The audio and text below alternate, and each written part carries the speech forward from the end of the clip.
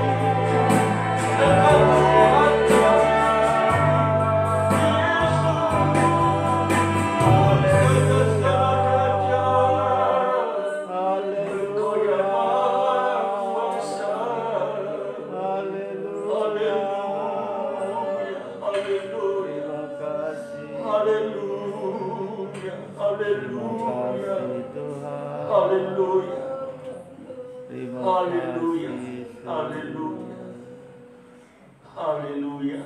Terima kasih Tuhan. Ini kerinduan kami. Berada di dalam hadirat-Mu Tuhan. Pada tumpuan kaki-Mu. Kami rindu memandang wajah-Mu. Kami rindu melihat kebesaran, kemuliaan Tuhan. Itu sebabnya malam hari kami datang merendahkan diri kami. Kami masuk hadirat-Mu yang kudus. Mari layakkan kami semuanya. Sucikan, tahirkan setiap kehidupan kami. Urapi kami Tuhan. Pimpin kami untuk berkenan kepada Tuhan hari ini. Terlebih kami hamba-hamba-Mu yang Tuhan percayakan melayani. Mulai dari pemimpin puji-pujian, para pemain musik, operator, MC, proyektor. Biarlah nyata kuasa urapan-Mu Tuhan.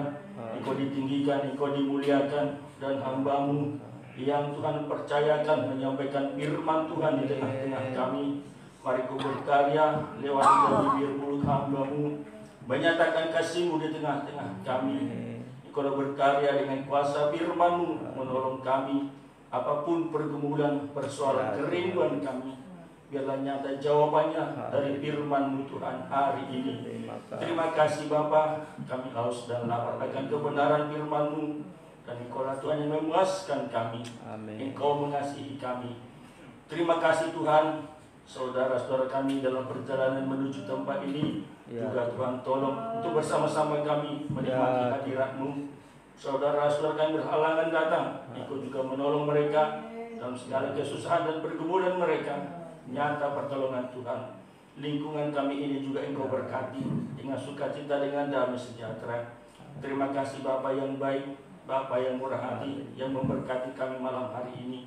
Dan jikalau ada kuasa-kuasa kegelapan, roh-roh jahat, udara, segala bentuk pekerjaan iblis dan setan yang berusaha menyelus semua mengganggu kami saat beribadah, bersatu hati kami menolaknya, mengusirnya dalam nama Tuhan Yesus, dan perintahkan keluar oleh kuasa darah Yesus. Terima kasih Tuhan, Engkau saja ditinggikan, Engkau saja dimuliakan dalam ibadah kami hari ini. Dalam nama Tuhan Yesus kami berdoa dan bersyukur. Kami perlaskan kepada kami hari ini. Haleluya, bersama kita katakan amin. Puji Tuhan, kami silakan duduk. Haleluya. Kita bersyukur buat kebaikan Tuhan yang begitu nyata malam hari ini. Sebab jika kita boleh datang hari ini ada di hadirat Tuhan, bukan karena kekuatan kita, tapi hanya karena Tuhan mengasihi kita. Dia mempedulikan kita. Dan Tuhan punya sesuatu yang terbaik bagi kita malam hari ini untuk memberkati kita. Kami sampaikan salam damai sejahtera dalam nama Tuhan Yesus bagi kita semuanya. Salam. Haleluya. Mari kita angkat pujian kita. Penuhilah hatiku.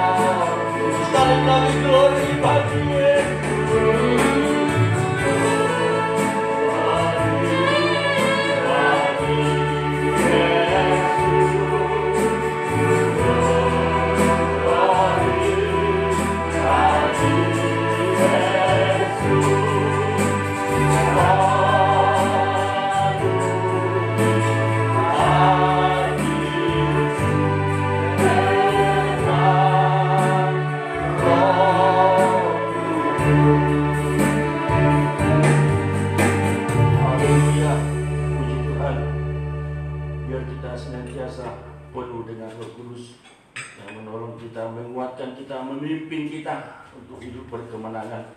Puji Tuhan, masih kita angkat pujian kita, sorak Hosanna. Sambil kita semua berdiri dengan bersuka cita, kita angkat pujian ini.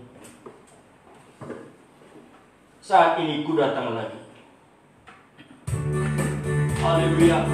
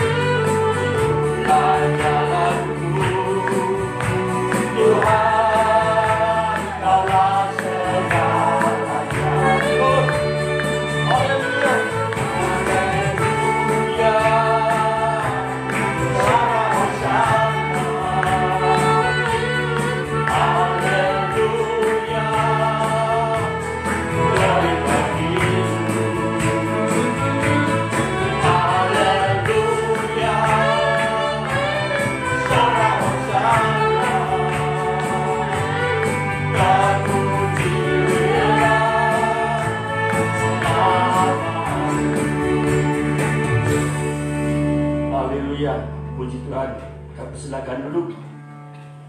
Mas, kita angkat pujian kita, bawalah hidupku untuk digembalakan.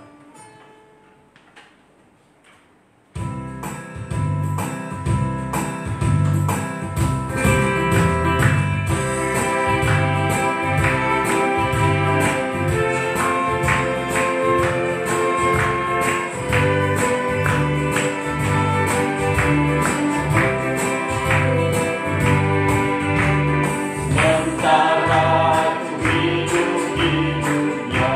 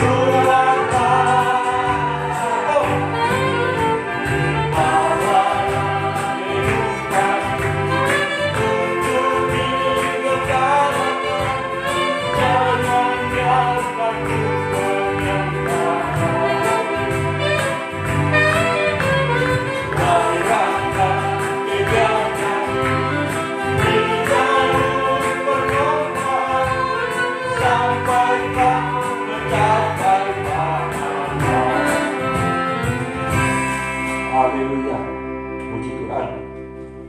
Biar kita senantiasa dikuatkan oleh firman Tuhan dalam setiap penggembalaan. Dan malam hari ini kita akan diberkati lewat firman Tuhan. Oleh karena itu siapkan hati kita buka hati kita untuk Tuhan, dan biarlah nyata kasih Tuhan bagi kita semua, pribadi lepas pribadi. Saudara kita semua bersama kita bangkit berdiri, kita angkat pujian kita, berkaryalah Roh Kudus.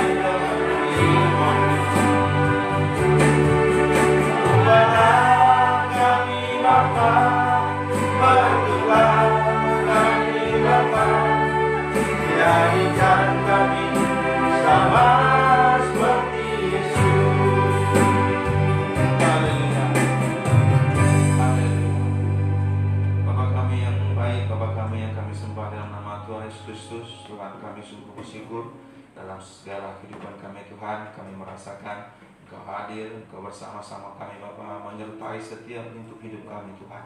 Pada saat itu malam hari ini jika kami bisa berkumpul bersama-sama dengan teman seiman di tempat ini, kami menyadari itu karena kemurahan-Mu Bapa. Kami datang membawa hidup kami, menaikkan puji-pujian kami Bapa. Bahkan sebentar lagi kami mempersiapkan hati kami untuk mendengarkan firman Tuhan. Biarlah Tuhan Engkau rapi kami semua yang ada di tempat ini, mulai dari yang termuda hingga yang tertua, sehingga kami boleh mengerti firman Tuhan dan juga dapat melakukan dalam kehidupan kami sehari-hari. Terima kasih Bapa, terima kasih Tuhan Yesus, kami siap mendengarkan firman Tuhan. dalam nama anak kami mengucap syukur dan berdoa. Haleluya, haleluya, amin. Jangan Tuhan, kami bersilakan.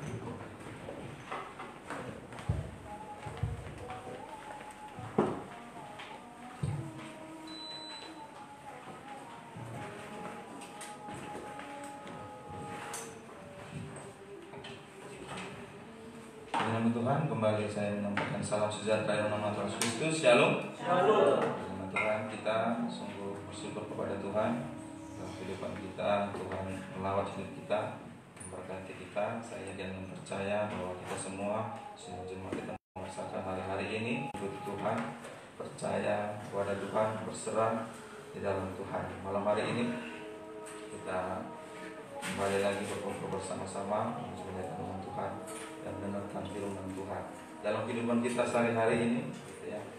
Dunia ini termasuk bangsa negara kita, gitu ya, dilanda begitu banyak problema akibat dari banyak peristiwa yang terjadi di masa-masa ini. Sebab itu juga firman Tuhan sudah mulai digenapkan, gitu ya, bahwa kesudahan segala sesuatu itu sudah dekat, sudah terjadi sekarang ini. Bahkan dalam kitab Matius pasal 24, begitu ya, banyak tanda-tanda kedatangan Tuhan, nabi-nabi palsu bermunculan, begitu ya. Banyak kejadian bencana alam, gitu ya. Ada juga penyakit yang belum pernah kita dengar. Artinya menunjukkan bahwa kegenapan firman Tuhan itu sedang berlangsung. Oleh itu kita dalam hidup kita, apalagi yang kita cari, gitu ya, selain dari itu Tuhan, firman Tuhan katakan, apa gunanya, gitu ya, seseorang mempeloreh seluruh isi dunia tapi kehilangan nyawanya? Apa gunanya kita memiliki segala sesuatu di dunia ini tetapi kita tidak mendapat bagian dalam kerajaan surga?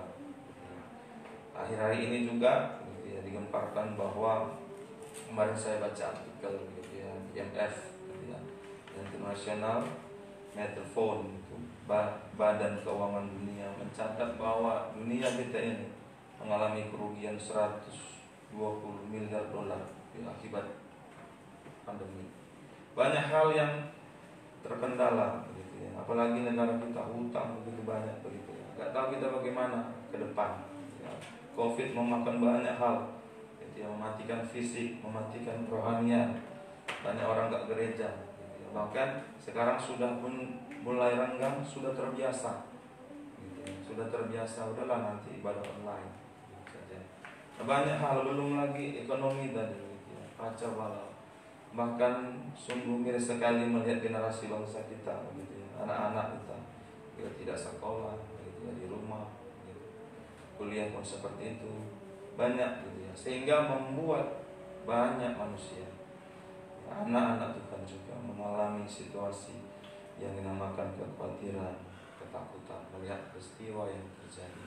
Gitu. Memang sudah seperti itu digenapkan, tidak heran kita, gitu. Memang seperti itu.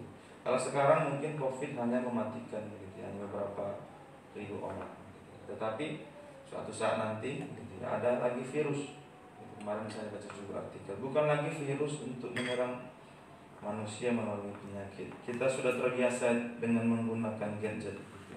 Internet, gitu. Segala sesuatu menggunakan jaringan, gitu ya. Network itu internet, menggunakan keuangan pakai internet, sekolah pakai internet, segala sesuatu mengoperasikan apapun menggunakan itu. Suatu saat nanti pasti genap, gitu ya. Ada suatu virus melanda jaringan itu sehingga segala sesuatu hilang, gitu. Koneksi di pesawat hilang, gitu. Hilang, jatuh pesawat, gitu. Banyak yang terjadi. Belum ada artikel seperti itu. Tetapi kita melihat situasi ini, apa yang paling dibutuhkan manusia, gitu ya. Tentu saja di situasi yang seperti itu, ya, yang kita rasakan ini, manusia, anak-anak Tuhan, orang-orang dunia juga memerlukan yang namanya damai sejahtera. Damai sejahtera itu sangat susah sekali sekarang dicari. Di rumah, anak-anak gak damai hatinya melihat situasi keluarga pergi dari rumah. Ibu juga, seorang istri gak damai di rumah hatinya, pergi berkumpul dengan teman. Sehingga bahkan dalam kehidupan kita sehari-hari, sebuah gadget, gitu ya. Mau kadang kita di rumah gak ngomongan ayah, ibu, anak-anak, semua fokus menggunakan internet, gitu ya. Sehingga tidak terjalin komunikasi. Dengan alasan apa? Mencari kedamaian. Oh, nonton film ini damai, bisa ketawa gitu. Tetapi itu bukan hal yang benar. Melihat situasi yang terjadi di dunia ini, kita perlukan damai sejahtera. Tuhan katakan ketika Tuhan ingin mencapai, ingin melakukan tugasnya begitu ya, sebelum dia disalib di Golgota, Tuhan katakan dia berikan kepada kita damai sejahtera ku tinggalkan kepadamu, tidak sama seperti dengan yang dunia berikan. Dalam dunia damai sejahtera itu diukur dengan memiliki harta. Kadang kalau kita pikir gitu ya, bagaimana damai sejahtera menurutmu? Oh, kalau saya punya harta yang banyak, ya, ingin ini bisa beli, ingin itu bisa. Ya, segala sesuatu diukur dengan keuangan. Faktanya tidak juga.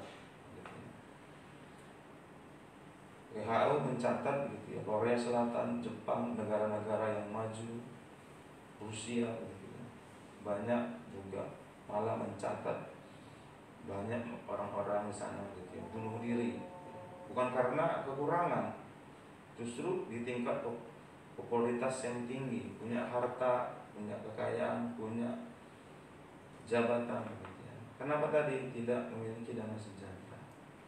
Nah, kita bagaimana yang benar gitu ya. Orang selalu berpikir kalau punya harta itu damai sejahtera, kalau punya relasi gitu ya, damai sejahtera gitu. Karena ini yang dibutuhkan dalam hidup ini. Makanya kita selalu mencoba mencari hiburan gitu ya, mencari situasi supaya hati ini tadi bisa damai. Karena sudah susah ditemukan damai sejahtera ini, melihat situasi yang terjadi. Nah, apa kata kita tentang sumber damai sejahtera itu?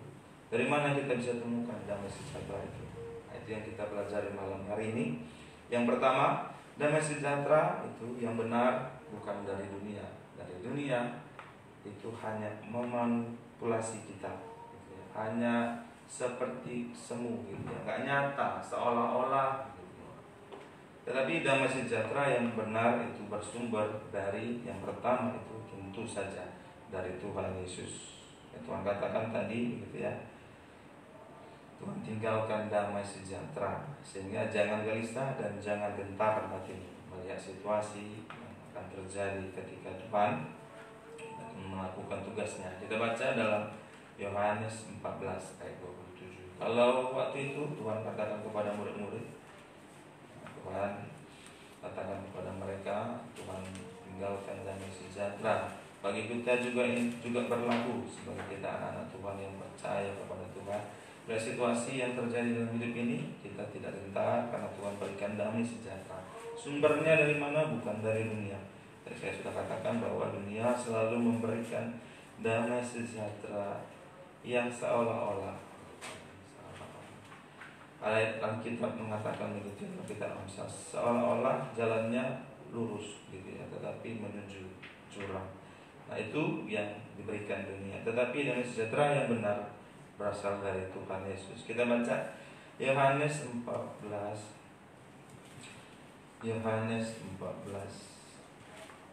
ayat yang ke-27.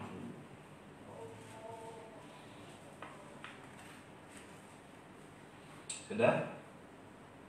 Mari kita baca Yohanes 14 ayat 27. Mari 1, 2, 3. Ya. Damai sejahtera kutinggalkan bagimu, damai sejahtera kuberikan kepadamu, dan apa yang kuberikan tidak seperti yang diberikan oleh dunia padamu. Janganlah gelisah dan gentar hatimu.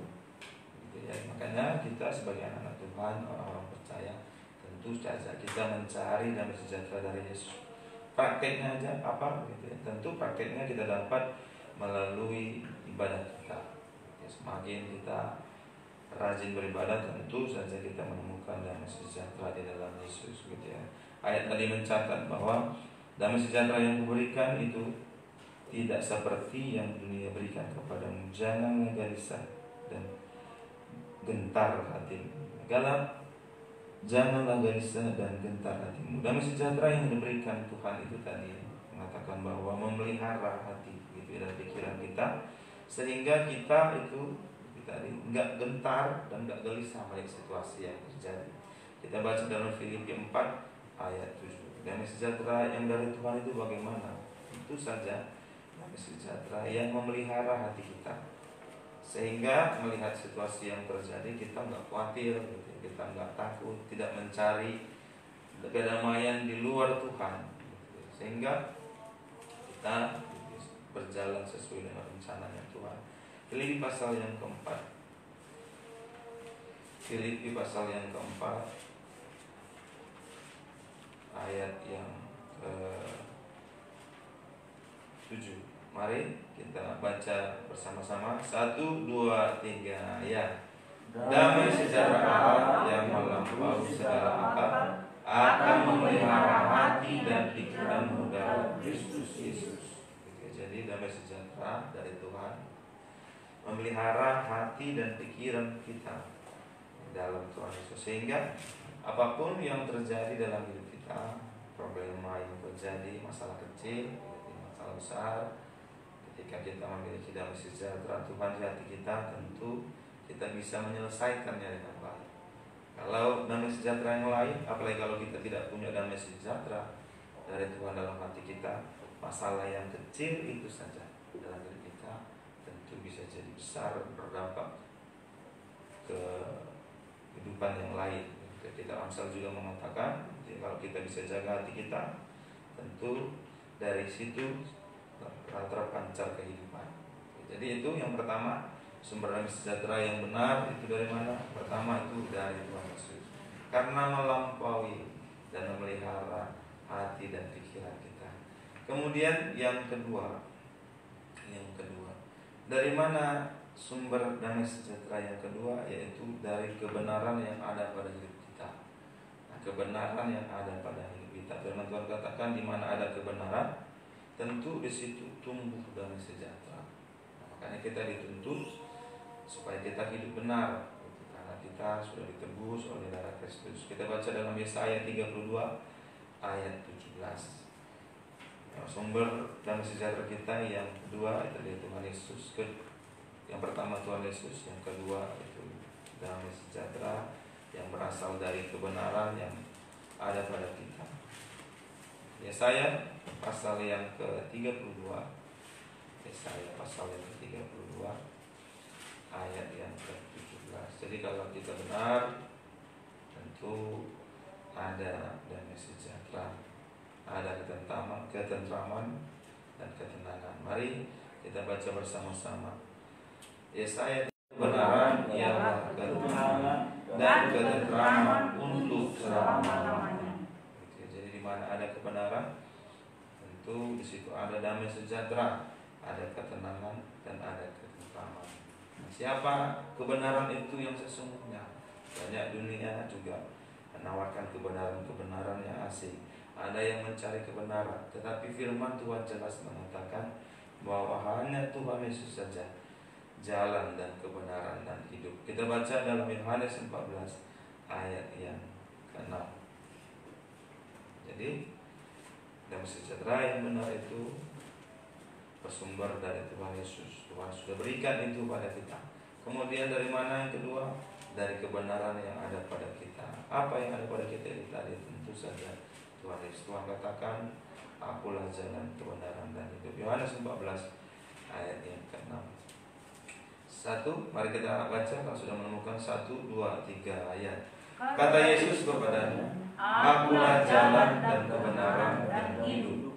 Tidak ada seorang pun yang datang kepada Bapa kalau tidak melalui aku. 7. Sekiranya kamu mengenal aku, pasti kamu juga mengenal Bapakku. Sekarang ini kamu mengenal Dia dan kamu telah melihat Dia. Ya, jadi dalam hidup kita, supaya damai sejahtera itu ada dalam hidup kita, sumbernya dari mana? Bukan dari dunia, tetapi dari Tuhan Yesus dan dari kebenaran, yaitu Tuhan Yesus itu sendiri. Kemudian yang ketiga sumbernya, yang ketiga adalah damai sejahtera itu berasal dari pengenalan akan Allah. Jadi kalau orang sudah kenal akan Allah, tentu dia sudah memiliki damai sejahtera. Makanya pertanyaan besar sekali ketika kita dalam pengikutan kita sebagai anak-anak Tuhan, begitu ya. ketika kita sudah hidup dalam Tuhan tetapi hati kita gitu ya, masih belum dipenuhi damai sejahtera, gitu ya. Pertanyaan yang besar. Mari kita baca dalam 2 Petrus pasal yang pertama ayat yang kedua. 2 Petrus yang pertama ayat yang kedua. Dari mana damai sejahtera itu? Dari Tuhan Yesus. Kemudian tadi dari kebenaran, di mana ada kebenaran kemudian nanti akan tumbuh damai sejahtera, ada ketenangan dan juga akan ada ketentraman. Kemudian dari mana datangnya damai sejahtera itu nanti akan dijelaskan dalam 2 Petrus 1 ayat yang kedua, pengenalan akan Allah. 2 Petrus pasal yang pertama ayat yang kedua. Mari kita baca bersama. 1, 2, 3 ayat. Kasih karunia dan damai sejahtera melimpahi kamu oleh pengenalan akan Allah dan akan Yesus Tuhan kita. Jadi kasih karunia dan damai sejahtera melimpahi kita, gitu ya. Oleh apa? Oleh pengenalan akan Allah. Sehingga ketika kita mengenal Allah, tentu damai sejahtera itu dilimpahi dalam hidup kita. Kasih karunia, melihat orang yang dilimpahi dengan kasih karunia, tentu hidupnya dipelihara. Kita ingat dalam perjanjian lama, Nabi Nuh itu beroleh kasih karunia dari Tuhan. Lihat situasi di zamannya sama dengan zaman kita sekarang ini. Nabi Nuh itu mendapat kasih karunia. Nah, kita sebagai anak Tuhan, bagaimana kita menemukan gitu, damai sejahtera dan kasih karunia? Tentu kalau kita mengenal Allah. Makanya Nuh itu bergaul dengan Tuhan. Lihat situasi kita yang terjadi sekarang ini, supaya kita bisa dipelihara melewati semua yang terjadi.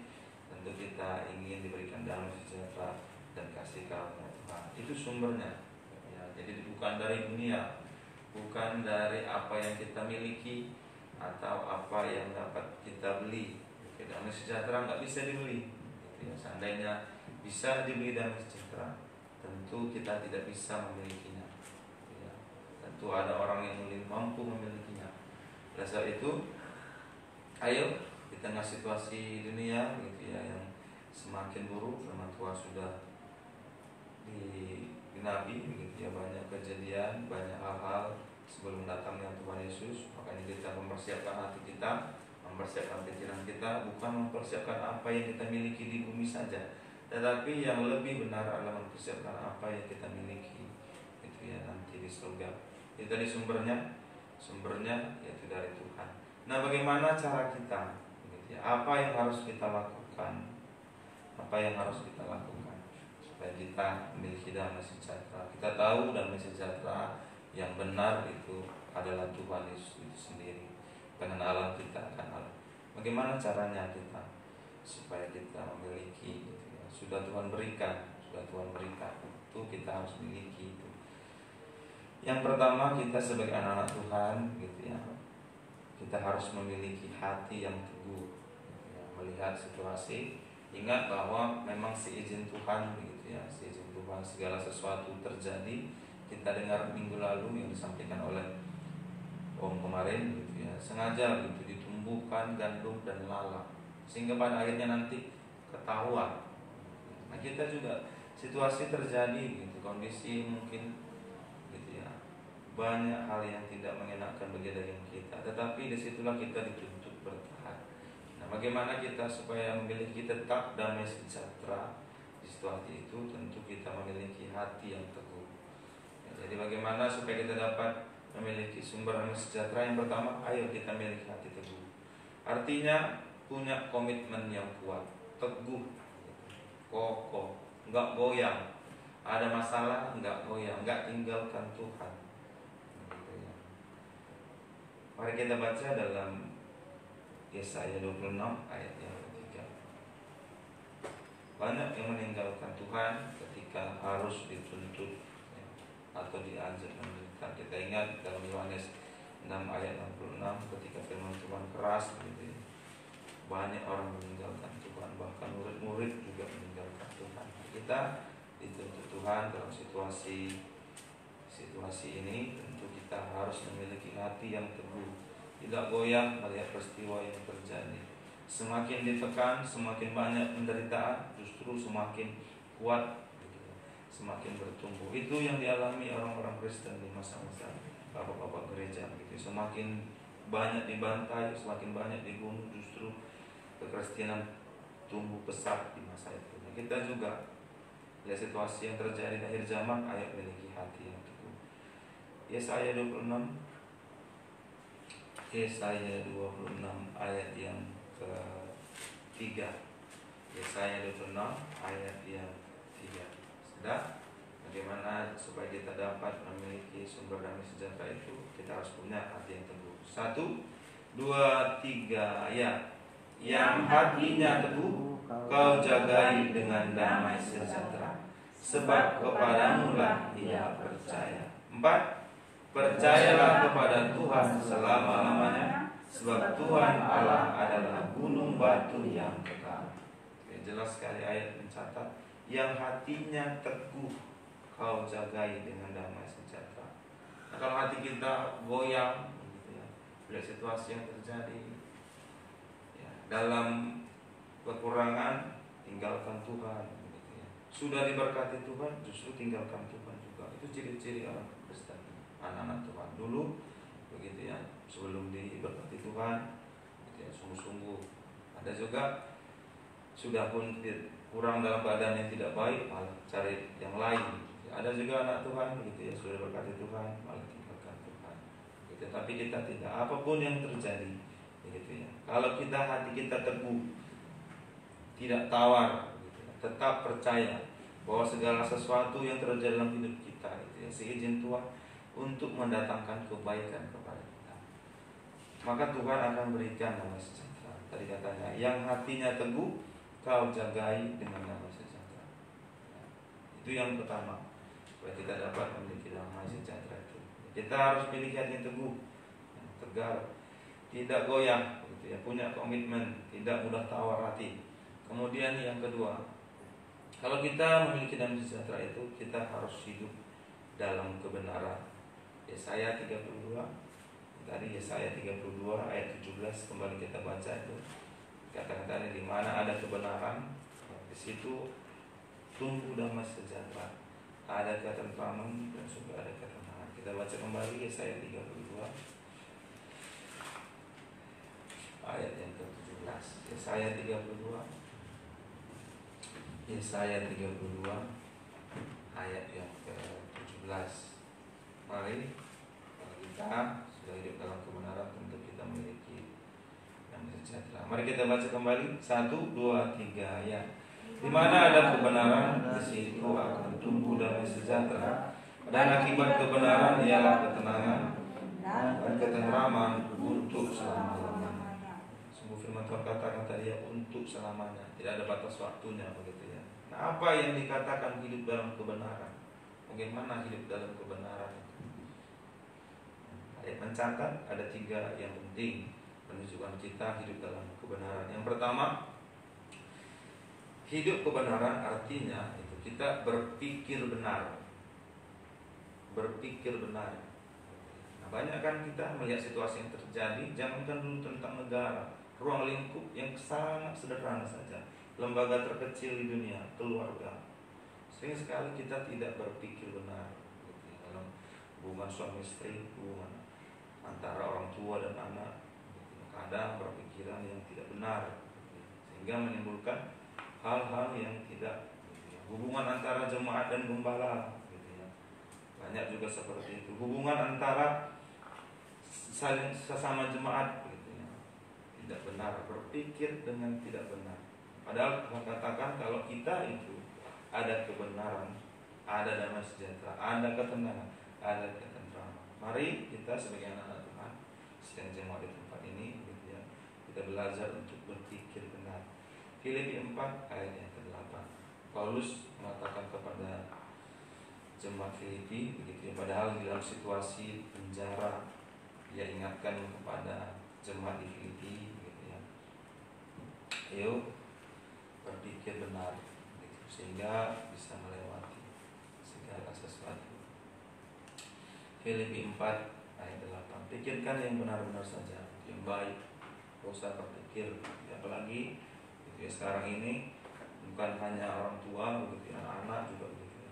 Terlalu banyak dipikirkan gitu. Ada yang stres, kalau orang tua stroke gitu ya, naik tensi. Ada yang bahkan mengalami depresi gitu, karena pikiran tidak bisa memiliki yang ia harapkan, stres. Ada yang bahkan yang mengakhiri hidupnya dengan bunuh diri. Nah, pikiran tadi. Makanya Rasul Paulus ketika dalam penjara, dalam situasi yang sangat buruk, ia mengajak jemaat Filipi, mengajak kita juga firman Tuhan. Situasi apapun terjadi, pikiran kita benar. Mari kita baca Filipi 4 ayat yang ke-8. 1, 2, 3 ya. Jadi akhirnya saudara-saudara, semua yang benar, semua yang mulia, semua yang adil, semua yang suci, semua yang manis, semua yang sedap didengar, semua yang disebut kebajikan dan patut dipuji, pikirkanlah semua yang benar, yang baik.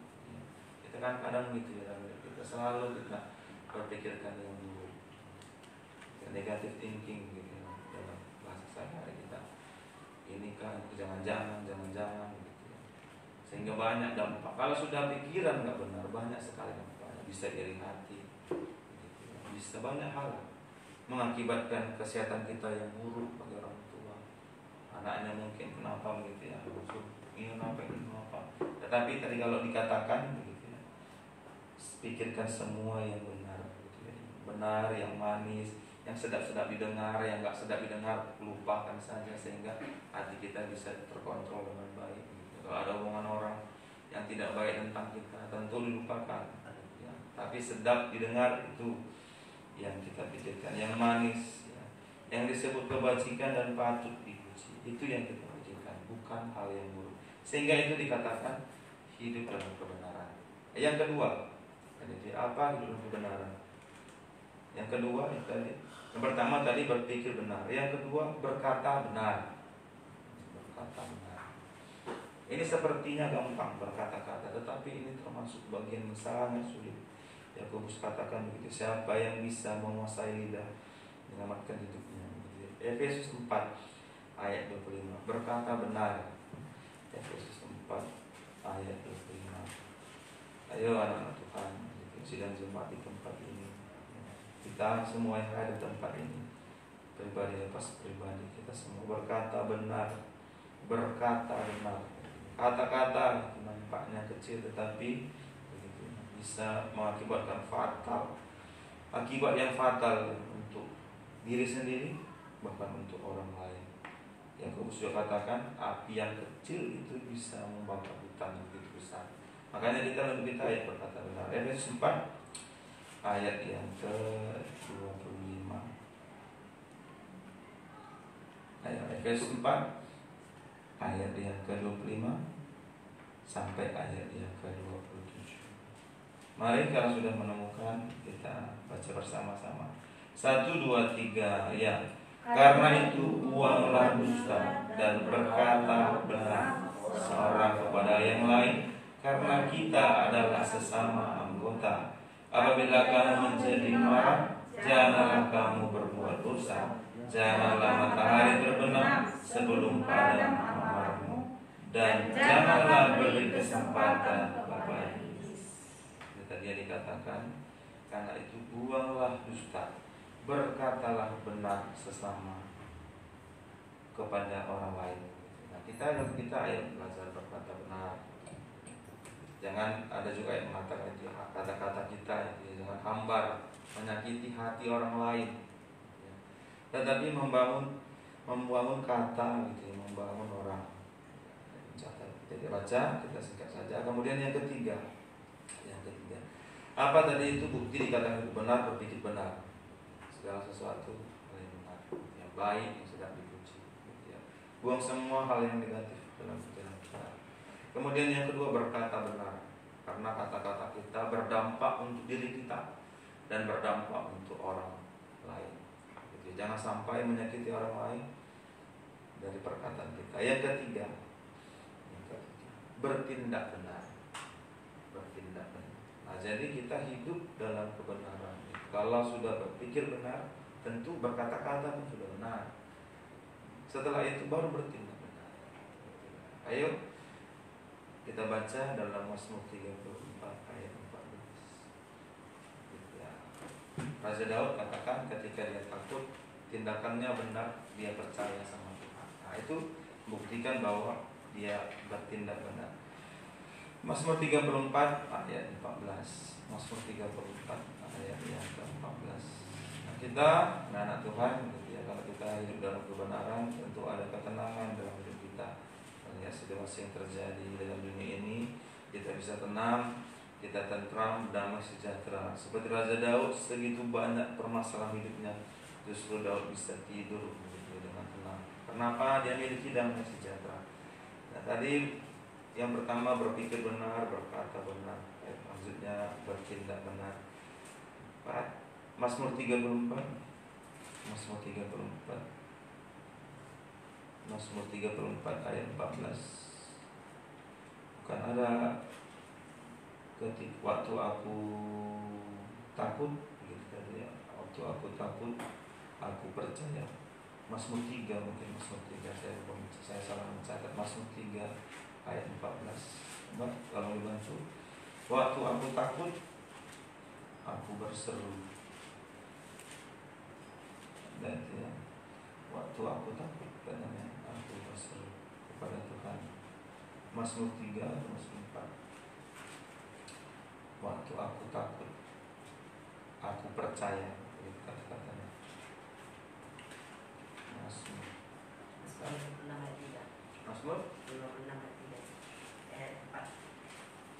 56.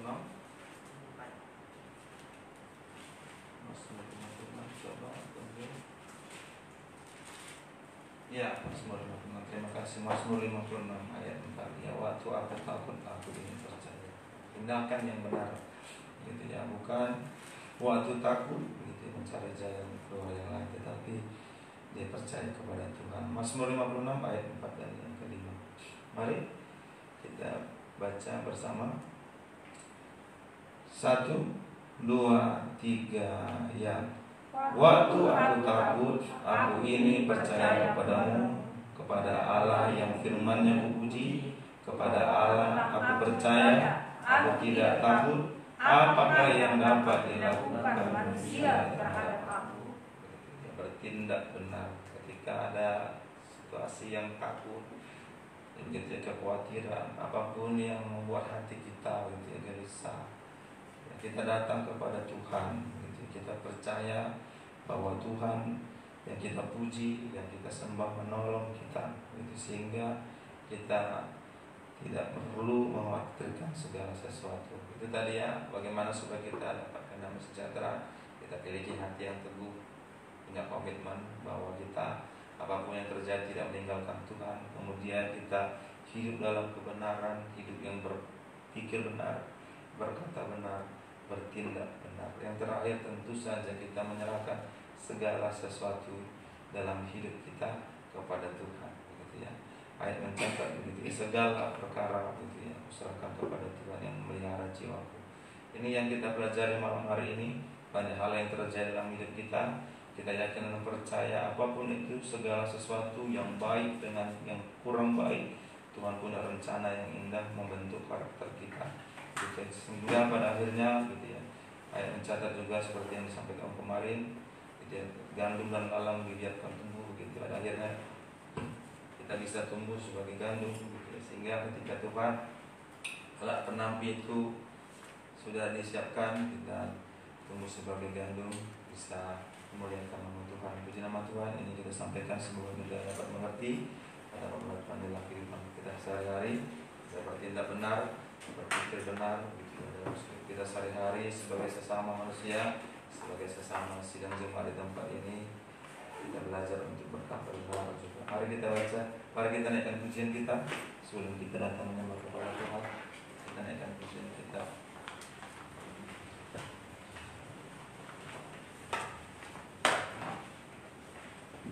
Ia hanya sejauh doa.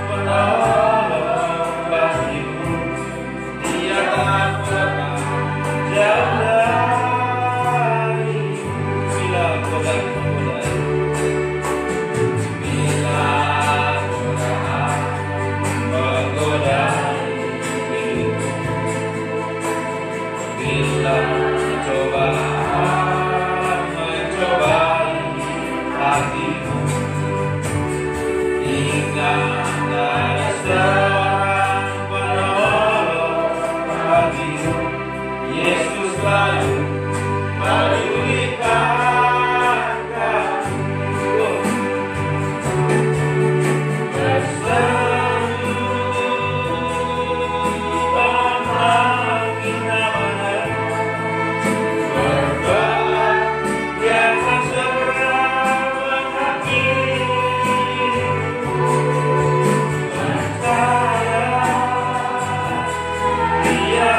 Yeah.